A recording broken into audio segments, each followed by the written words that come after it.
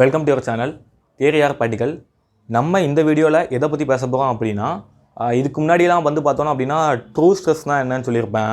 அதே மாதிரி இன்ஜினியரிங் ஸ்ட்ரெஸ்னாலும் என்னன்னு சொல்லியிருப்பேன். முதல்ல கண்டுபிடிச்சது வந்து என்னென்னு கேட்டிங்கன்னா ட்ரூ ஸ்ட்ரெஸ் மட்டும் தான். ஏன்னா அந்த ட்ரூ ஸ்ட்ரெஸ்ஸில் வந்து உங்களுக்கு இன்ஜினியரிங் ஸ்ட்ரெஸ் தான். இது வந்து ஃபோர்ஸ் ஆக்டிங் பர் யூனிட் ஏரியான்னு இருக்கும். ஏரியா ஆஃப் கிராஸ் செக்ஷனை கான்ஸ்டண்ட்டாக வச்சுட்டு ஸ்ட்ரெஸ்ஸை கால்குலேட் பண்ணிட்டு இருந்தாங்க. அதுக்கப்புறம் வந்தது தான் உங்களுக்கு என்னென்னா ட்ரூ ஸ்ட்ரெஸ். அதாவது ஏரியா ஆஃப் கிராஸ் செக்ஷன் வந்து ஒரு மெட்டீரியலில் வந்து கான்ஸ்டண்ட்டாக இருக்காது. லோடு அப்ளை பண்ண அந்த area of cross section change ஆகும்போது ஸ்ட்ரெஸ்ஸோட வேல்யூ உங்களுக்கு சேஞ்ச் ஆகிட்டு தான் இருக்கும்.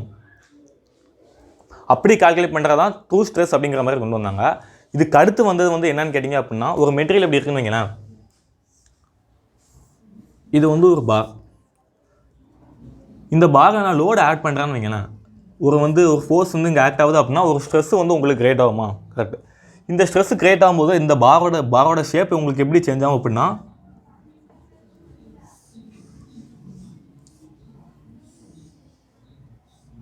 இந்த மாதிரி ஒரு ஷேப்பில் வந்து உங்களுக்கு சேஞ்ச் ஆகிட்டே போகும். ஏரியா ஆஃப் கிராஸ் செக்ஷன் வந்து இந்த இடத்துல சேஞ்ச் ஆகிட்டே இருக்கும். நம்ம இவ்வளோ நாள் இன்ஜினியரிங் ஸ்ட்ரெஸ்ஸை என்ன கால்குலேட் பண்ணோம் அப்படின்னா, இந்த ஃபோர்ஸ் அப்ளைட் பை முதல்ல இனிஷியல் ஏரியா ஆஃப் கிராஸ் செக்ஷனை மட்டும் போட்டுட்டு இருந்தோம். ட்ரூ ஸ்ட்ரெஸ் அப்படிங்கிற கான்செப்ட் வந்தோடனே என்னாச்சு அப்படின்னா, இந்த ஏரியா ஆஃப் கிராஸ் செக்ஷன் நான் இன்க்ளூட் பண்ணணும். சேஞ்ச் இன் ஏரியா வந்து ஏரியா சேஞ்ச் ஆக உங்களுக்கு என்னென்னாகும், ஏரியா சேஞ்ச் ஆக ஸ்ட்ரெஸ் வந்து அதுக்கு ஏற்றப்பல சேஞ்ச் ஆகும் அப்படிங்கிறது தான் ட்ரூ ஸ்ட்ரெஸ்ஸோட கான்செப்ட். இப்போ அடுத்து நம்ம இப்போ என்ன படிக்க போகிறோம் அப்படின்னா, இந்த area of cross section change ஆகும்போது இதில் கூடிய பிளைனும் உங்களுக்கு சேஞ்ச் ஆகுமா? பிளைன் அப்படின்னா நான் என்ன சொல்ல வரேன் அப்படின்னா, இதில் நிறைய இன்ஃபைனைட் நம்பர் ஆஃப் பிளைன்ஸ் இருக்குன்னு வைக்கிறேன். இது எல்லாமே என்னது கேட்டிங்க அப்படின்னா, அந்த மெட்டீரியலுக்குள்ளே கூடிய பிளைன். இந்த பிளைன் வந்து இந்த இடத்துல பார்த்தீங்கன்னா அப்படி ஸ்ட்ரெயிட்டாலாம் உங்களுக்கு இருக்காது. மெட்டீரியல் வந்து பிரேக் ஆகும்போது பார்த்தீங்க அப்படின்னா உங்களுக்கு எப்படி பிரேக் ஆகும்? நார்மலாக அப்படி வந்து ஒரு டக்டைல் மெட்டீரியலாக இருந்தால் நான் சொல்கிறேன். ஒரு டக்டைல் மெட்டீரியலாக இருந்தால் உங்களுக்கு பிரேக்கேஜ் வந்து உங்களுக்கு இப்படி தான் இருக்கும். ரைட்டா? உங்களுக்கு வந்து இப்படி தான் பிரேக் ஆகும். பிரேக் ஆகக்கூடிய இந்த இடத்த நம்ம அனலைஸ் பண்ணி பார்த்தோம் அப்படின்னா, இதில் இருக்கக்கூடிய எல்லா பிளைனும் உங்களுக்கு நேராக இருக்காது. இங்கே இருக்கும்போது உங்களுக்கு பிளைன் நேராக இருக்கும். போக உங்களுக்கு என்ன ஆக ஆரம்பிச்சிடும் அப்படின்னா, பிளைன் வந்து உங்களுக்கு இந்த மாதிரி ஏதோ ஒரு ஆங்கிளில் வந்து உங்களுக்கு டீவியேட் ஆக ஆரம்பிச்சிடும். இப்படி டீவியேட் ஆகி இந்த இடத்துல தான் உங்களுக்கு பிரேக் ஆகும். இப்படி இன்க்ளைன் பிளைன் இருக்குல்ல, அந்த மெட்டீரியலில் இப்படி இருக்கக்கூடிய மெட்டீரியலில் ஒரு இன்க்ளைன் பிளைனில் ஆக்ட் ஆகக்கூடிய ஸ்ட்ரெஸ்ஸை வந்து நம்ம எப்படி கண்டுபிடிக்கிறது அப்படிங்கிறத வந்து இன்ஜினியரிங் ஸ்ட்ரெஸ்லையும் நம்ம பார்க்கல, ட்ரூ ஸ்ட்ரெஸ்லையும் பார்க்கல. இந்த ரெண்டு கான்செப்ட்லையுமே என்ன பார்த்துருக்கோம் அப்படின்னா, ஏரியா ஆஃப் கிராஸ் செக்ஷன் வந்து சேஞ்ச் ஆகும்னு தான் சொல்லியிருப்பாங்களே தவிர, ஏரியா ஆஃப் கிராஸ் செக்ஷன் வந்து அந்த இன்க்ளைன் பிளைனாக இருந்தால் என்ன ஆகும் அப்படிங்கிறத பற்றி நம்ம பார்த்துக்க மாட்டோம். இது இப்போ நம்ம என்ன பார்க்க போகிறோம் அப்படின்னா, ஒரு இன்க்ளைன் பிளைனில் ஒரு ஃபோர்ஸ் ஆக்ட் ஆகும்போது என்னென்ன ஸ்ட்ரெஸ்லாம் கிரியேட் ஆக வாய்ப்பு இருக்குது அப்படிங்கிறத பற்றி தான் பார்க்க போகிறோம். முதல்ல வந்து நம்ம எதை பார்க்கலாம் அப்படின்னா,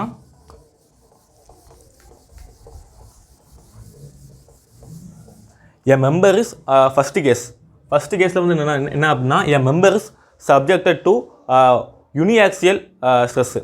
அதாவது சிம்பிளாக ஒரு மெம்பர் நான் எடுத்துக்கிறேன். அந்த மெம்பரில் வந்து இப்படி ஒரு ஃபோர்ஸ் ஆக்ட் ஆகுது. இந்த ஃபோர்ஸ்னால ஒரு ஸ்ட்ரெஸ்ஸு இந்த சைடு ஆக்ட் ஆகுது. ஒரு ஸ்ட்ரெஸ் ஆக்ட் ஆகுதா? இப்போ இந்த மெட்டீரியலில் ஒரு இன்க்ளைன் பிளைன் இருக்குது. அந்த இன்க்ளைன் பிளைனோட ஆங்கிள் வந்து தீட்டா. ரைட்டா? இன்க்ளைன் பிளைனோட ஆங்கிள் வந்து தீட்டா. இதை வெர்டிக்கல்லேருந்து பார்த்தோம், இங்கேயும் தீட்டா தான் உங்களுக்கு. ஒரு தீட்டா அப்படிங்கிற ஒரு பிளைன் இருக்குது. எப்போவுமே ஒரு மெட்டீரியலில் இன்க்ளைன் பிளைன் வந்துருச்சு அப்படின்னாலே ஃபோர்ஸ் அப்ளை பண்ணால் அதோட area of cross section change ஆகும். Area of cross section change ஆக அந்த மெட்டீரியலுடைய பிளைன்லாம் ஸ்ட்ரெயிட்டாகவே இருக்குன்னு சொல்ல முடியாது. ஒரு ஆங்கிளில் டீவியேட் ஆகிட்டே தான் போகும். அப்படி டீவியேட் ஆகி போகும்போது ஒரு இன்க்ளைன் பிளைனில் எப்போவுமே ரெண்டு விதமான ஃபோர்ஸ் வந்து உங்களுக்கு ஆக்ட் ஆகும். ஒன்று வந்து டைரக்ட் ஃபோர்ஸ்னு சொல்லுவாங்க, இன்னொன்று வந்து ஷியர் ஃபோர்ஸ்னு சொல்லுவாங்க. இந்த பிளைனில் டைரக்ட் ஃபோர்ஸும் ஆக்ட் ஆகும், ஷியர் ஃபோர்ஸும் ஆக்ட் ஆகும். இது வந்து நம்ம என்ன லோடு இதில் அப்ளை பண்ணுறோம் அப்படிங்கிற பொறுத்துலாம் இல்லை. இன்க்ளைன் பிளைன் இருந்துச்சு அப்படின்னாலே நம்ம என்ன ஃபோர்ஸ் அப்ளை பண்ணாலும் டைரக்ட் ஃபோர்ஸும் ஆக்ட் ஆகும், ஷியர் ஃபோர்ஸும் உங்களுக்கு ஆக்ட் ஆகும். ரைட்டா? இதில் வந்து என்னென்னு கேட்டிங்கன்னா, அப்போ வந்து ரெண்டு ஃபோர்ஸ் ஆக்ட் ஆச்சு அப்படின்னா ரெண்டு ஸ்ட்ரெஸ்ஸும் ஆக்ட் ஆகும். அந்த குறிப்பிட்ட பிளைனில் டைரக்ட் ஸ்ட்ரெஸ்ஸும் ஆக்ட் ஆகும், ஷியர் ஸ்ட்ரெஸ்ஸும் ஆக்ட் ஆகும். இந்த ரெண்டுத்தையும் எப்படி கண்டுபிடிக்கிறது? சிக்மா என் அப்படின்னா நார்மல் ஸ்ட்ரெஸ்ன்னு அர்த்தம், இல்லை டைரக்ட் ஸ்ட்ரெஸ். இந்த மெட்டீரியலில் ஆக்ட் ஆகக்கூடிய டைரக்ட் ஸ்ட்ரெஸ் வந்து எனக்கு என்ன அப்படிங்கிறத நான் எப்படி கண்டுபிடிப்பேன் அப்படின்னா, sigma N equal to sigma x cos square theta. இந்த மெட்டீரியலில் ஆக்ட் ஆகக்கூடிய டைரக்ட் ஸ்ட்ரெஸ்ஸை வந்து நான் எப்படி கண்டுபிடிப்பேன் அப்படின்னா, sigma N equal to sigma x cos square theta அப்படிங்கிற ஃபார்முலா மூலமாக தான் கண்டுபிடிப்பாங்க. ஆக்சுவலாக பார்த்தீங்கன்னா அப்படி டெரிவேஷன் வந்து பெருசாக போகும். இந்த டெரிவேஷன்லாம் வந்து நம்ம கேட் பாயிண்ட் ஆஃப் வியூவில் வந்து கேட்க மாட்டாங்க. உங்களுக்கு இந்த ஃபார்முலானா ரொம்ப இம்பார்ட்டன்ட். ஃபார்முலா வந்து இம்பார்ட்டன்ட். போக உங்களுக்கு நான் சொல்லுவேன். ஃபார்முலா வந்து ஏன் எப்படி கேட்பாங்க அப்படிங்கிற மாதிரி போக சொல்கிறேன். Sigma N equal to sigma x cos square theta. இல்லை டீட்டா அப்படிங்கிறது இந்த ஆங்கிள் தான். தீட்டாவோட வேல்யூ 0 ஆக்கிட்டீங்கன்னா என்ன ஆகும் பார்க்கலாம். காஸ் ஸ்கொயர் 0வோட வேல்யூ 1, அப்போ sigma n equal to sigma எக்ஸ்னு வந்துடும் உங்களுக்கு. ரைட்டா? Sigma n equal to sigma X. அப்படின்னா என்ன அர்த்தம்? இந்த பிளைன் வந்து நேராக இருக்குன்னு அர்த்தம். இந்த பிளைன் நேராக இருந்தது அப்படின்னா சிக்மா என்னும் சிக்மா எக்ஸ் ஈக்குவலாக இருக்கும். இந்த பிளைன் வந்து நேராக இருக்குது, டிவைட் ஆகிட்டே போகுது. ஏன் டிவைட் ஆகிட்டே போகுது? அந்த மெட்டீரியலுக்கு நம்ம ஃபோர்ஸ் அப்ளை பண்ணுறோம், area of cross section change ஆகுது. Area of cross section change ஆகும்போது அந்த மெட்டீரியல் இருக்கக்கூடிய பிளைனும் நேராக இருக்காது, சரிஞ்சிக்கிட்டே தான் போகும். ஏதோ ஒரு ஆங்கிள் சரிஞ்சிக்கிட்டு தான் போகும். சரிஞ்சிக்கிட்டு போக போக அந்த மெட்டீரியலில் இருக்கக்கூடிய தீட்டா வேல்யூ சேஞ்ச் ஆகிட்டே இருக்கும். அது பொறுத்து சிக்மா இன்னும் சேஞ்ச் ஆகும். இப்போ இந்த மெட்டீரியல் இருக்கக்கூடிய டைரக்ட் ஸ்ட்ரெஸ் கண்டுபிடிச்சாச்சா? இப்போ அதே மெட்டீரியலில் இருக்கக்கூடிய ஷியர் ஸ்ட்ரெஸ் வந்து என்ன ஆகுது அப்படிங்கிற மாதிரி பார்ப்போம். Shear stress tau equal to, அதுக்கு ஃபார்முலா என்ன அப்படின்னா sigma x/2 sin 2 θ. Tau equal to sigma x/2 sin 2 θ. இதான் வந்து என்ன ஃபார்முலா அப்படின்னா அந்த மெட்டீரியலில் கூடிய ஷியர் ஸ்ட்ரெஸ்ஸுக்கு உண்டான ஃபார்முலா. அந்த மெட்டீரியலில் கூடிய இன்க்ளைன் பிளைனில் எவ்வளோ amount of shear stress act ஆகுது அப்படிங்கிறது வந்து எவ்வளோ amount of shear stress act ஆகுது அப்படிங்கிறது வந்து என்ன அப்படின்னா இந்த ஃபார்முலா யூஸ் பண்ணி கண்டுபிடிக்கலாம். இல்லை தீட்டாவோட வேல்யூ வந்து என்னதுன்னா 45 டிகிரி இருக்கலாம். தீட்டாவோட ஆங்கிள் 45 டிகிரி ஆர் 135 டிகிரி. அந்த தீட்டா வந்து 45 டிகிரியாக இருக்கும் போதும் 135 டிகிரியாக இருக்கும் போதும் அந்த இன்க்ளைன் பிளைனில் ஆக்ட் ஆகக்கூடிய ஷியர் ஸ்ட்ரெஸ் வந்து உங்களுக்கு மேக்ஸிமம் இருக்கும். Tau equal to tau maximum எடுக்கலாம்.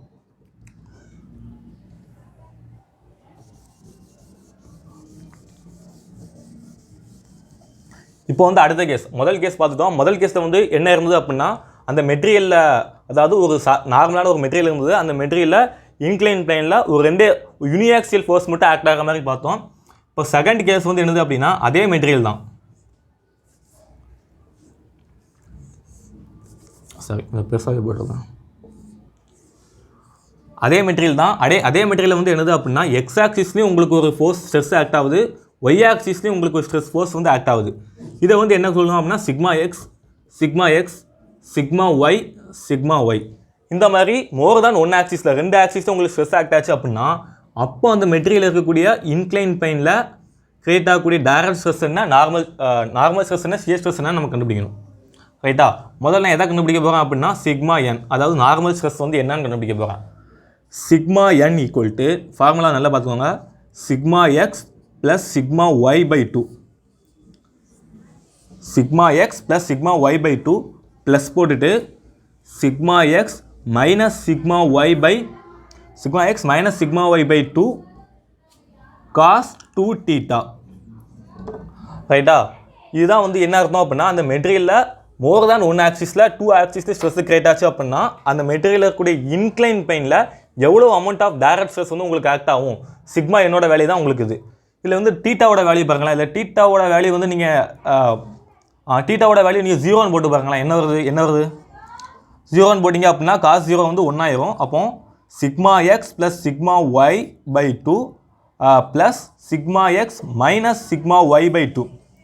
சிக்மா ஒய் கேன்சல் ஆயிரும். சிக்மா எக்ஸ் இருக்குது. அப்போது sigma N equal to 2 sigma x/2ன்னு வரும். சிக்மா 2 கட் ஆயிரும். அப்போ sigma N equal to sigma எக்ஸ்னு நமக்கு திரும்ப கிடச்சிடும்.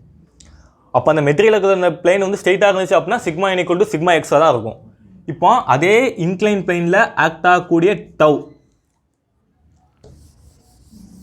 டவ்வோட வேல்யூ என்னன்னு பார்க்கலாம். சிம்பிள் தாங்க. Tau equal to sigma X minus sigma ஒய்/2 இன்ட்டு சைன் 2 θ. இதான் வந்து அந்த இன்க்ளைன் பிளைனில் ஆக்ட் ஆகக்கூடிய ஷியர் ஸ்ட்ரெஸ்ஸுக்கு உண்டான வேல்யூ. ஷியர் ஸ்ட்ரெஸ் அந்த இன்க்ளைன் பிளைனில் ஷியர் ஸ்ட்ரெஸ் வந்து எப்படி கிரியேட் ஆகும் அப்படின்னு கேட்டிங்க அப்படின்னா மெட்டீரியல் வந்து நம்ம எலாங்கேட் பண்ணுறோம்ல, ஃபோர்ஸ் அப்ளை பண்ணுறோம்ல, ஃபோர்ஸ் அப்ளை பண்ணும்போது என்ன ஆகும்னா ஒரு பிளைனும் அதுக்கு பக்கத்தில் இருக்கக்கூடிய பிளைனும் உங்களுக்கு என்ன ஆகும் அப்படின்னா ஷியர் ஆக ஆரம்பிக்கும். ஷியரும் ஆகும், அட் த சேம் டைமில் ஒரு டைரக்ட் ஃபோர்ஸும் அதில் அப்ளை ஆகும். இந்த 2 ஃபோர்ஸுமே இன்க்ளைன் பிளைன்ங்கிற வார்த்தை வந்துட்டு அப்படின்னாலே அந்த இன்க்ளைன் பிளைனில் 2 ஸ்ட்ரெஸ்ஸுமே கிரியேட் ஆகும். இரஸ்பெக்டிவ் ஆஃப் த லோடு வந்து என்ன லோடு நீங்கள் கொடுக்குறீங்கிறது பிரச்சனையே இல்லை. அது இன்க்ளைன் பிளைனாக இருந்துச்சு அப்படின்னா ஒன்று நார்மல் ஸ்ட்ரெஸ்ஸும் ஆக்ட் ஆகும், ஷியர் ஸ்ட்ரெஸ்ஸும் அந்த பிளைனில் ஆக்ட் ஆகும் அப்படிங்கிறது தான் கண்டிஷன். ரைட்டா? இங்கே அதே மாதிரி தான் தீட்டா ஈக்குவல் டு 45 டிகிரியாக இருந்தாலும் சரி, இல்லைன்னா 135 டிகிரியாக இருந்தாலும் சரி, இந்த 2 ஆங்கிளில் மட்டும்தான் உங்களுக்கு இந்த டவ் வந்து மேக்ஸிமமாக இருக்கும். மேக்ஸிமமாக 45 டிகிரின்னு பார்த்தீங்கன்னா கரெக்டாக இந்த பிளைன் வந்து 45 டிகிரியில் இருக்கணும். 45 டிகிரியில் இருந்துச்சு அப்படின்னா ஷியர் ஸ்ட்ரெஸ் வந்து உங்களுக்கு மேக்ஸிமமாக இருக்கும். 45 டிகிரியில் இருந்துச்சு அப்படின்னா ஷியர் ஸ்ட்ரெஸ் நல்லா வச்சுக்கோங்க. இந்த 2 கண்டிஷன்லையுமே சரி 45 டிகிரியாக இருக்கும்போதும் சரி 135 டிகிரியாக இருக்கும்போதும் சரி இந்த மெட்டீரியல் பிரேக் ஆகணும்னா சான்ஸ் வந்து ரொம்ப அதிகம். பிளெயினோட ஷியர் வந்து ரொம்ப அதிகமாக ஷியர் ஸ்ட்ரெஸ் அதிகமாக உங்களுக்கு இந்த மெட்டீரியல் வந்து நிச்சயமாக பிரேக் ஆகும். நார்மல் ஸ்ட்ரெஸ் கூட வித்ஸ்டாண்ட் பண்ணும், ஆனால் ஷியர் ஸ்ட்ரெஸ் அதிகமாச்சு அப்படின்னா நிச்சயமாக அந்த மெட்டீரியல் வந்து பிரேக் தான் ஆகும். அடுத்து வந்து பார்த்தோம் அப்படின்னா இப்போ வந்து ரெண்டாவது கேஸும் பார்த்துட்டோம். இப்போ அடுத்து வந்து என்னதுன்னா மூணாவது கேஸ் வந்து என்னது அப்படின்னா மூணாவது கேஸில் வந்து அதே தான் ஒரு மெட்டீரியல். அந்த மெட்டீரியல் வந்து முழுக்க ஷியர் லோடு மட்டும்தான் ஆக்ட் ஆகுது. முழுக்க ஷியர் லோடு மட்டும்தான் ஆக்ட் ஆகுது. ரைட்டா? முழுக்க இதுவும் டவ் தான். இது வந்து என்னென்னா டவ், இதுவும் டவ். முழுக்க ஷியர் ஃபோர்ஸ் ஷியர் ஸ்ட்ரெஸ் மட்டும் தான் ஆக்ட் ஆகுது அந்த மெட்டீரியலில். டேரெக்டாக அந்த மெட்டீரியலில் போன சம்பளம் மாதிரியோ சிக்மா எக்ஸோ சிக்மாவோ எதுவுமே ஆக்ட் ஆகல. முழுக்க ஷியர் தான். 4 பக்கம் பார்த்தீங்கன்னா ஷியர் மட்டும் தான் ஆக்ட் ஆகுது. அப்படி ஷியர் மட்டும் ஆக்ட் ஆகும்போது அந்த மெட்டீரியல் இருக்கக்கூடிய இன்க்ளைன் பிளேனில் எவ்வளோ அமௌண்ட் ஆஃப் சிக்மா என் எவ்வளோ அமௌண்ட் ஆஃப் டவ் அப்படின்னு சொல்லி நமக்கு எப்படி கால்குலேட் பண்ணலான்னு பார்ப்போம். முதல்ல sigma N equal to direct stress. இந்த மெட்டீரியலில் இன்க்ளைன் பிளேனில் இருக்கக்கூடிய டைரக்ட் ஸ்ட்ரெஸ் வந்து என்னவாக இருக்கும் அப்படின்னா டவ் போட்டு sin 2θ. டவ் sin 2θ அப்படிங்கிற மாதிரி வரும். இல்லை தீட்டாவோட வேல்யூ பாருங்களேன். தீட்டாவோட வேல்யூ வந்து 19 போட்டு பாருங்க. சாரி 90 இல்லை 45. தீட்டாவோட வேல்யூ வந்து நீங்கள் 45 போட்டிங்க அப்படின்னா சிக்மா என் ஈக்குவல் டு டவ்னு உங்களுக்கு கிடச்சிரும். அப்போ என்ன அர்த்தம்? தீட்டாவோட வேல்யூ கரெக்டாக அந்த தீட்டா வந்து இந்த பிளேன் வந்து 45 டிகிரியில் இருந்துச்சு அப்படின்னா சிக்மா என் ஈக்குவல் டு டவ்வாக இருக்கும். அதான் முதல் கண்டிஷன். இப்போ அடுத்து என்ன பார்க்க போகிறோம் அப்படின்னா அதே இன்க்ளைன் பிளேனில் கிரியேட் ஆகக்கூடிய direct stress shear stress tau equal to என்ன போடுவோம் அப்படின்னா அதே தான் மைனஸ் டவ் காஸ் 2θ அப்படிங்கிற மாதிரி ஒரு ஃபார்முலா வரும். Minus tau cos 2θ. இங்கே அதே மாதிரி தீட்டா வந்து எப்போ மேக்ஸிமமாக இருக்கும் அப்படின்னா 45 டிகிரிலையும் 135 டிகிரிலையும் உங்களுக்கு ரொம்ப மேக்ஸிமமாக இருக்கும் இந்த டவ். இப்போ வந்து மூணாவது கேஸும் நம்ம பார்த்துட்டோம். இதில் வந்து மைனஸ் வந்து ஏன் கொடுத்துருக்காங்கன்னு கேட்கலாம். மைனஸ் வந்து ஏன் கொடுத்துருக்காங்க அப்படின்னா clockwise anticlockwise அப்படின்னு சொல்லி பார்ப்பாங்க. அதை வந்து நம்ம clockwise anticlockwise நம்ம எதில் பார்ப்போம் அப்படின்னா மோர் சர்க்கிள் அனலைசிஸில் பார்ப்போம். இப்போதைக்கு இந்த ஃபார்முலா மட்டும் நீங்கள் நோட் பண்ணி வச்சுக்கோங்க. சிக்மா என்னா என்ன டவ்னா என்ன அப்படிங்கிற ஃபார்முலா மட்டும் போட்டு வச்சுங்க. என்ன கண்டிஷனில் வந்து சிக்மா என் ஈக்குவல் டு டவ்வாக இருக்கும் அப்படிங்கிறது ரொம்ப முக்கியம். ஏன்னா இது ரிலேட்டடாக உங்களுக்கு கொஸ்டின் கேட்பாங்க. ஃபார்முலா பேஸ்ன்னு சொல்லி வந்துட்டு அப்படின்னா உங்களுக்கு இது ரிலேட்டடாக கொஸ்டின் கேட்பாங்க. பிரின்சிபல் ஸ்ட்ரெஸ்லேருந்து பார்த்தீங்க அப்படின்னா ஒரு 10 வருஷம் கொஸ்டின் பேப்பர் எடுத்து பார்த்தீங்க அப்படின்னா கேட்டில் வந்து ஒவ்வொரு வருஷமும் சரி ஏதாவது ஒரு கொஸ்டின் கேட்டுகிட்டே தான் இருக்கும். ஒன்று ஃபார்முலா வச்சு வரும் இந்த மாதிரி, இல்லைன்னா மோர் சர்க்கிள் அனாலிசிஸ் வச்சு வரும். முதல்ல நம்ம ஃபார்முலா கவர் பண்ணுவோம், அடுத்து மோர் சர்க்கிள் போகலாம். அடுத்து வந்து பார்த்தீங்க அப்படின்னா நாலாவது கேஸில் வந்து என்னது அப்படின்னா இதுக்கு முன்னாடியில் நம்ம என்ன பார்த்தோம்? முழுக்க ஷியர். இப்போ எல்லாமே கம்பைண்டாக இருக்கும். அந்த மெட்டீரியலில் வந்து டைரக்ட் ஸ்ட்ரெஸ்ஸும் ஆக்ட் ஆகுது, அதே நேரத்தில் ஷியரும் உங்களுக்கு ஆக்ட் ஆகுது.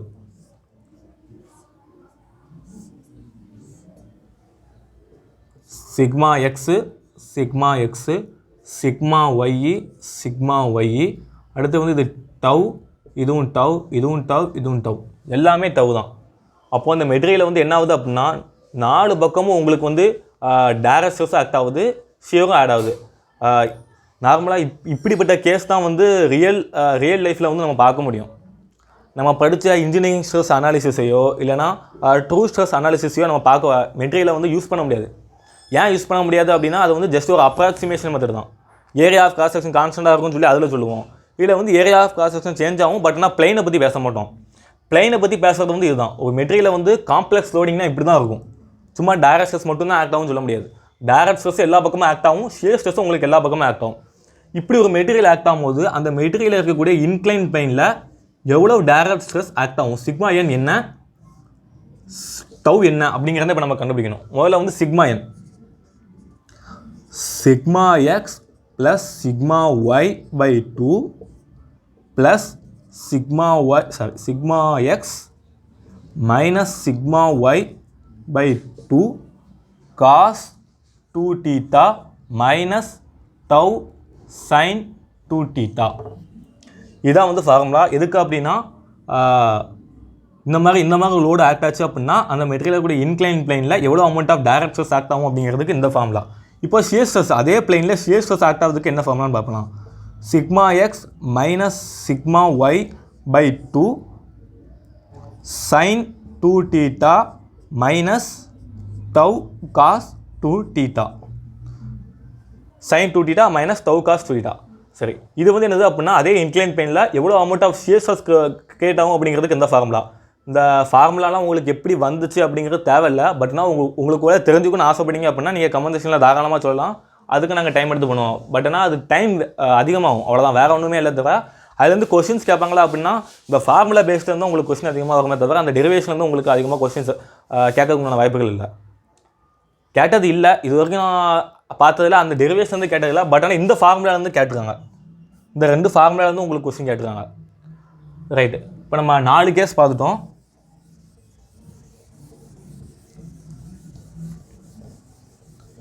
சரி, இந்த 4 கேஸுக்கு அப்புறம் நம்ம என்ன பார்க்க போகிறோம் அப்படின்னா பிரின்சிபல் பிளைன் அப்படின்னா என்னென்னு பார்க்க போகிறோம். இவ்வளோ நேரம் நம்ம என்ன பார்த்தோம் அப்படின்னா அந்த ஏதோ ஒரு மெட்டீரியல் இருக்குது, அதில் லோடு ஆக்ட் ஆகும்போது அதில் இன்க்ளைன் பிளைனில் கிரியேட் ஆகக்கூடிய டைரக்ட் ஸ்ட்ரெஸ் என்ன, நார்மல் ஸ்ட்ரெஸ் என்ன, அது என்னென்ன டைப் ஆஃப் லோடிங்க்கு கண்டுபிடிக்கணும் அப்படிங்கிற மாதிரி பார்த்தோம்ல. இப்போ என்ன பார்க்க போகிறோம் அப்படின்னா பிரின்சிபல் பிளைன் அப்படிங்கிற ஒரு டேர்ம் வந்து வருது. பிரின்சிபல் பிளைன் அப்படின்னா என்ன அர்த்தம் அப்படின்னா ஒரு மெட்டீரியலில் ஏதோ ஒரு பிளைன், ஏதோ ஒரு ஆங்கிள், அந்த குறிப்பிட்ட ஆங்கிளில் அந்த பிளைனில் மட்டும் டைரக்ட் ஸ்ட்ரெஸ் மட்டும்தான் கிரியேட் ஆகுமே தவிர ஷியர் ஸ்ட்ரெஸ் வந்து கிரியேட் ஆகுது. ஷியர் ஸ்ட்ரெஸ் வந்து அந்த குறிப்பிட்ட பிளைனில் 0வாக இருக்கும். அதை தான் உங்களுக்கு என்ன சொல்லுவாங்க அப்படின்னா பிரின்சிபல் பிளைன் அப்படின்னு சொல்லுவாங்க. அந்த பிளைன் வந்து எதுவாக வேணாலும் இருக்கலாம். இதான் ஒரு மெட்டீரியல் அப்படின்னு சொல்லி நான் எடுத்துக்கிட்டேன் அப்படின்னா அந்த பிளைன் வந்து எங்கே வேணாலும் இருக்கலாம், எப்படி வேணாலும் இருக்கலாம், அது பிரச்சனை இல்லை. தீட்டா எங்கே வேணாலும் எப்படி வேணாலும் இருக்கலாம். ஆனால் அந்த குறிப்பிட்ட பிளைனில் டைரக்ட் ஸ்ட்ரெஸ் மட்டும்தான் ஆக்ட் ஆகுமே தவிர ஷியர் ஸ்ட்ரெஸ்ஸே ஆக்ட் ஆகுது. அப்படிப்பட்ட பிளைனை தான் பிரின்சிபல் பிளைன் அப்படின்னு சொல்லுவாங்க. அந்த பிரின்சிபல் பிளைனில் ஆக்ட் ஆகக்கூடிய டைரக்ட் நார்மல் ஸ்ட்ரெஸ்ஸை பிரின்சிபல் ஸ்ட்ரெஸ் அப்படின்னு சொல்லுவாங்க. இந்த பிரின்சிபல் பிளைனில் எப்படி கண்டுபிடிக்கிறது அப்படின்னு கேட்டிங்கன்னா அதுக்கு ஒரு ஃபார்முலா இருக்குது. tan 2 theta p is equal to 2 tau sigma x minus sigma y. இதான் அதுக்கு உண்டான formula. tan 2 theta p is equal to 2 tau sigma x minus sigma y அப்படிங்கிறது தான் ஃபார்முலா. இதுதான் அந்த பிரின்சிபல் பிளைனை எப்படி கண்டுபிடிக்கிறதுக்கான ஃபார்முலா. இப்போ இந்த பிரின்சிபல் பிளைனில் அந்த பிரின்சிபல் பிளைனில் டைரக்ட் ஸ்ட்ரெஸ் வந்து ஆக்ட் ஆகும்னு சொன்னல, அந்த டைரக்ட் ஸ்ட்ரெஸ் தான் பிரின்சிபல் ஸ்ட்ரெஸ்ன்னு சொல்கிறோம். அந்த பிரின்சிபல் ஸ்ட்ரெஸ்ஸை எப்படி கண்டுபிடிக்கலாம், அதை சிக்மா மேக்ஸ் தான் சொல்லி எடுத்துக்கிறேன். sigma x plus sigma y by 2 plus square root of sigma x minus sigma y by 2 whole square plus tau square. இதான் வந்து என்னென்னா சிக்மா மேஜர் அப்படின்னு சொல்லுவாங்க. சிக்மா மேஜர் அப்படின்னா இந்த ஃபார்முலாவையும் இதுக்கு முன்னாடி நம்ம எல்லா பார்த்த ஃபார்முலாவையும் தயவு செஞ்சு குழப்பிடாதீங்க. இந்த ஃபார்முலா வந்து எப்படி வந்திருக்கு அப்படின்னா இந்த பிளைனில் மட்டுமே ஆக்ட் ஆகும். இந்த டீட்டா பி அப்படிங்கிறது தான் பிரின்சிபல் பிளைன். இந்த பிரின்சிபல் பிளைனில் மட்டும் ஆக்ட் ஆகக்கூடிய நார்மல் ஸ்ட்ரெஸ் தான் உங்களுக்கு இது. ரைட்டா, எப்படி இந்த பிரின்சிபல் பிளைனில் மட்டுமே ஆக்ட் ஆகக்கூடிய நார்மல் ஸ்ட்ரெஸ் தான் அது. இதுக்கு முன்னாடி பார்த்ததெல்லாம் ஏதோ ஒரு பிளைன், குறிப்பிட்ட ஏதோ ஒரு டீட்டா அப்படிங்கிற ஒரு இன்க்ளைன் பிளைன் இருக்கும். அந்த இன்க்ளைன் பிளைனில் ஆக்ட் ஆகக்கூடிய டைரக்ட் ஸ்ட்ரெஸ் நார்மல் ஸ்ட்ரெஸ் தான் பார்த்துருப்போம். பிரின்சிபல் பிளைனில் மட்டும் ஆக்ட் ஆகக்கூடியது இது. அடுத்து சிக்மா மைனர் அப்படின்னு சொல்லிட்டு ஒன்று உண்டு. சிக்மா மைனர் அப்படின்னா என்ன அர்த்தம் அப்படின்னா அதுவும் sigma X plus sigma Y by 2, இதில் ப்ளஸ் போட்டுக்கோங்களா, இதில் மைனஸ் போடணும். மைனஸ் போட்டு sigma X minus sigma Y by 2 plus tau square. இது வந்து எதுக்கு அப்படின்னா இங்கே ப்ளஸ் போட்டுருக்கோம், இங்கே மைனஸ் போட்டுக்கணும். மைனஸ் போட்டுருக்கோம் அப்படின்னா என்ன அர்த்தம் அப்படின்னா sigma major minimum principal stress அப்படின்னு அர்த்தம். இந்த மினிமம் பிரின்சிபல் ஸ்ட்ரெஸ் அப்படிங்கிறது வேறு ஒரு ஆங்கிளில் வந்து உங்களுக்கு ஃபார்ம் ஆகும். நம்ம வந்து இதை டேரெக்டாக அந்த மெட்டீரியல் வந்து எங்கே பிரின்சிபல் ஸ்ட்ரெஸ் இருக்குது, எங்கே பிரின்சிபல் பிளைன் இருக்குது, அப்படி அந்த பிளைனில் எப்படி டைரக்ட் ஸ்ட்ரெஸ் ஆகலாம் அப்படிங்கிறத மோர் சர்க்கிள் அனாலிசிஸ் பார்க்கும்போது தெளிவாக பார்த்துக்கலாம். இப்போதைக்கு நீங்கள் ஒரு கிளிம்ஸ் மட்டும் பார்த்து வச்சுக்கோங்க. டீட்டாப்பினா என்ன, அந்த டீட்டாப்பினா பிரின்சிபல் பிளைன். அந்த பிரின்சிபல் பிளைனில் ஆக்ட் ஆகக்கூடிய டைரக்ட் நார்மல் ஸ்ட்ரெஸ்ஸை கண்டுபிடிக்கிறதுக்கு இந்த ஃபார்முலா, மைனர் பிரின்சிபல் ஸ்ட்ரெஸ்ஸை கண்டுபிடிக்கிறதுக்கு இந்த ஃபார்முலா அப்படிங்கிறத மட்டும் பார்த்து வச்சுக்கோங்க. ரைட்டா, இப்போ வந்து பார்த்தீங்கன்னா உங்களுக்கு இதோட நின்றது இல்லை. பிரின்சிபல் ஸ்ட்ரெஸ் மட்டும் அந்த டைரக்ட் நார்மல் ஸ்ட்ரெஸ் மட்டும்தான் அந்த மெட்டீரியல் ஆக்ட் ஆகுமா அப்படின்னு கிடையாது. ஷியர் ஸ்ட்ரெஸ் மட்டுமே கூட அந்த பிளைனில் கூட ஆக்ட் ஆகலாம். அது என்னென்னா டீட்டா எஸ்ன்னு சொல்லி கொடுத்தாங்க. டீட்டா எஸ் அப்படின்னா என்ன அர்த்தம்னா மேக்ஸிமம் ஷியர் ஸ்ட்ரெஸ்னு அர்த்தம். மேக்ஸிமம் ஷியர் ஸ்ட்ரெஸ் எந்த பிளைனில் ஆக்ட் ஆகுதோ அதை தான் வந்து டீட்டா எஸ் நான் சொல்லி கொடுத்துருக்கேன். அப்போ டீட்டா எஸ் வந்து எப்படி நான் இன்க்ளூட் பண்ணுவேன், tan theta s is equal to sigma y minus sigma x divided by 2 tau. இந்த ஃபார்முலா எதுக்கு, அந்த பிளைனில் ஏதோ ஒரு பிளைன், என்ன பிளைன்னா அந்த பிளைனோட ஆங்கிள் எனக்கு என்னன்னு தெரியாது, அந்த பிளைனில் கிரியேட் ஆகக்கூடிய tan 2 theta அந்த பிளைனில் ஆக்ட் ஆகக்கூடிய அந்த பிளைனில் ஷியர் ஸ்ட்ரெஸ் மட்டும்தான் ஆக்ட் ஆகுமே தவிர நார்மல் ஸ்ட்ரெஸ் உங்களுக்கு ஆக்டே ஆகாது. அப்படிப்பட்ட பிளைனை தான் உங்களுக்கு என்ன சொல்லுவாங்க அப்படின்னா tan 2 theta s அப்படிங்கிற மாதிரி சொல்லுவாங்க. ரைட்டா, சரி, இப்போ வந்து ஃபிசிக்கலாக அது எப்படி இருக்கும் அப்படிங்கிற மாதிரி பார்த்துக்கலாம். நமக்கு tan 2 θ அப்படின்னா என்ன, 2 tau sigma X minus sigma ஒய்யா. சரி, இதை வந்து நான் எப்படி எடுத்துக்கிறேன் அப்படின்னா ஸ்லோப் ஃபார்மேட்டில் நான் எடுத்துக்கிறேன். மேலே இருக்கிறத வந்து ஒய்னு கீழே இருக்கிறத எக்ஸ்ன்னு சொல்லி எடுத்துக்கிறேன். 2 tau டிவைடட் பை சிக்மா